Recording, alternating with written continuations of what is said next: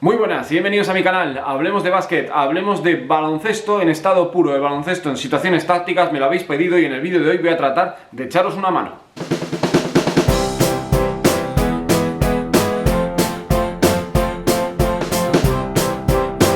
Antes de nada, darle a like si os gusta el vídeo, suscribiros al canal si no lo habéis hecho y compartir este contenido con más gente que le pueda gustar el básquet. ¿Por qué el vídeo de hoy? Ha sido una de las preguntas más recurrentes de las últimas semanas, donde algunos suscriptores me han pedido que tratara de dar un poco de luz o tratar de explicar cómo se defiende el pick and roll, que se habla mucho de ello, lo hablamos mucho en retransmisiones deportivas, aquí por el canal, en otro tipo de contenidos, pero nunca se explica realmente cómo se puede defender esta situación. Y hoy vamos a tratar de una manera muy básica, tratar de explicar a grandes rasgos cuáles son las características principales de este tipo de defensa.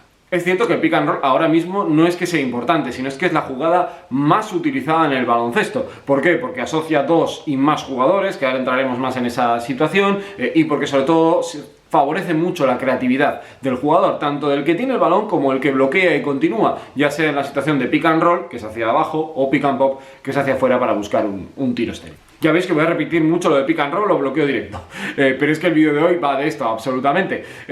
Bien, vamos a tratar de explicar de una manera muy simple por qué los equipos defienden de una determinada manera y para qué sirve, y qué puntos fuertes y qué puntos no tan fuertes o desventajas genera defender de esa manera. Primer tipo de defensa, la defensa flash.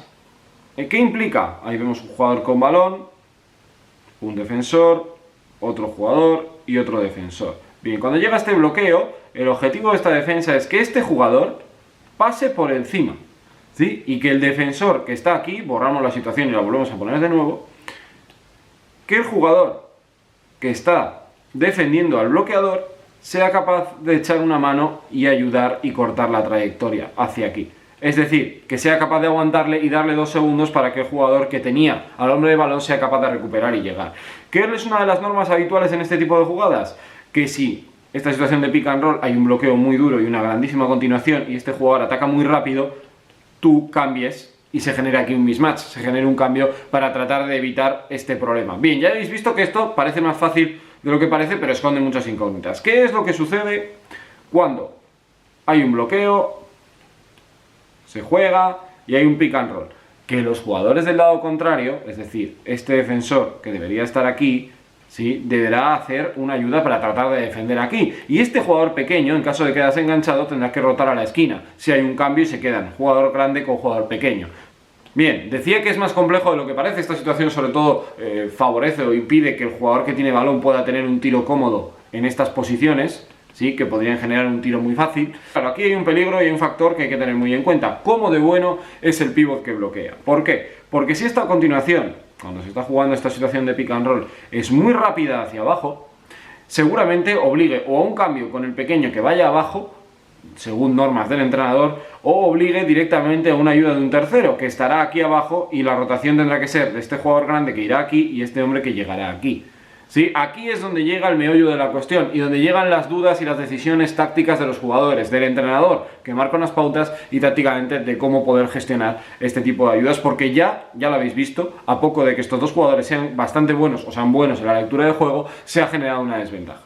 Segundo tipo de defensa, la defensa push. ¿Qué es lo que implica o qué es lo que busca? Que el jugador con balón tenga opción de lanzar en vez de echar el balón al suelo. Bien, se defiende, aquí lo estáis viendo, situación de pick and roll, y la defensa de este balón, lo que se hace es, mientras este jugador pasa, el defensor pasa de cuarto. Está atacante con balón, atacante bloqueador, defensor del bloqueador y este cuarto jugador que es el defensor del hombre con balón.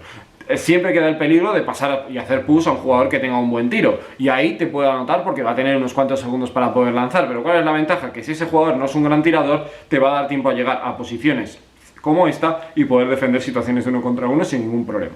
Además, la ventaja de este tipo de defensa es que el pivot queda muy sujeto y muy enganchado por parte de su defensor, con lo cual una continuación rápida podrá ser bien defendida por este pivot.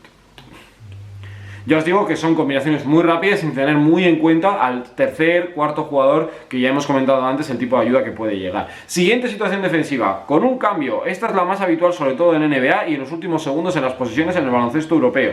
Bien, ¿qué es lo que implica? El funcionamiento es fácil, directamente se cambia y se genera la ventaja. Se queda un hombre con balón con un jugador grande, directamente se queda el jugador de balón con un defensor, con un pivot, y el pequeño, el base, se queda con el otro jugador atacante. ¿Y qué es lo que sucede? Pues aquí directamente hay dos opciones. Uno, que se juega esta situación de 1 contra 1 de fuera adentro.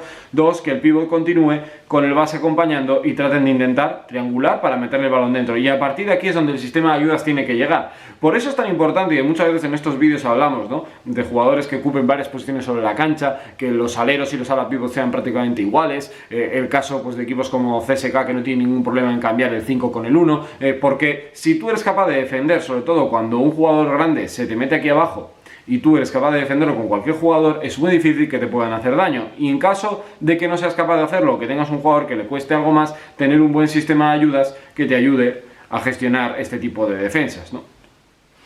Hemos hablado de la defensa flash, hemos hablado de la defensa push, hemos hablado del bloqueo directo. Vamos con otra cuestión importante. Por ejemplo, cuando en una situación defensiva quieres que este jugador, el hombre de balón, suelte la bola, y voy a borrar el segundo círculo, lo que tienes que hacer es saltar a un 2 contra 1.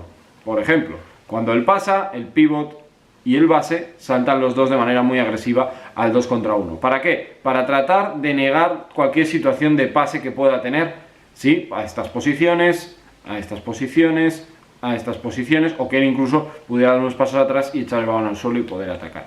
Bien, aquí ¿cuál es la solución táctica a nivel ofensivo? Y es cierto que es bastante complicado y bastante difícil de gestionar. Es que este pivot continúe muy rápido hacia abajo.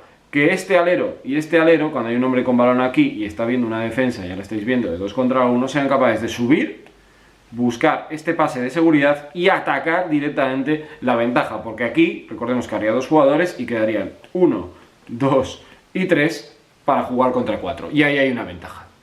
Más tipos de defensa, una más híbrida y más intermedia, pasar como tercero. Ya os he explicado antes el concepto de qué es pasar como cuarto. Pasar como tercero es pasar un escalón por delante. ¿Qué es lo que implica? Aquí lo veis, con un defensor hombre de balón. Esta es muchísimo más sencilla. Pasa por arriba el bloqueo y el defensor pasa entre el bloqueador y el defensor del bloqueador. Suele ser una opción bastante utilizada para gente que no es tan buena tirando con una mano o con otra, sobre una mano o sobre otra. Me refiero en cuanto al bote. Si hay gente que es mejor cargando o levantándose sobre derechas, normalmente ahí se defenderá flash. Pero si tú eres peor levantándote sobre la izquierda, que suele ser un caso más o menos habitual, tú tratas de pasar como tercero. Bien, a partir de aquí hay muchas normas, porque por ejemplo podría darse que si tú como ataque percibes que te van a pasar como tercero, volver a jugar esa situación de pick and roll, es decir, que vuelva a girar y tú te tengas que quedar enganchado, con lo cual la comunicación defensiva entre estos dos jugadores tiene que ser total si tú quieres por lo menos no encontrarte con un tiro muy claro aquí o con una desventaja nada más generada hacia la derecha.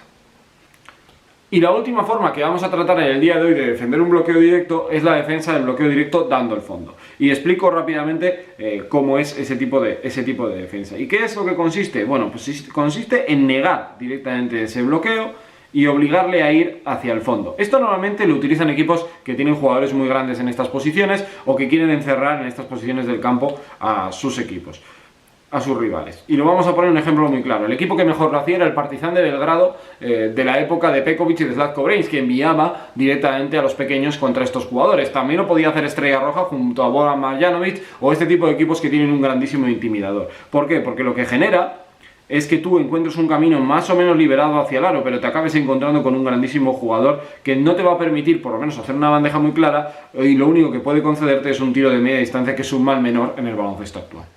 Bien, a grandes rasgos hemos explicado los diferentes tipos de defensas de bloqueo directo. Hay muchísimas más, así que si queréis que podamos entrar en más detalles sobre esto, dejádmelo en los comentarios y dame con un buen like, que ayudaría mucho para valorar este tipo de contenidos. Así que nosotros nos citamos en el próximo vídeo, espero que os haya gustado, que os sirva de ayuda y nos vemos. Hasta luego, adiós.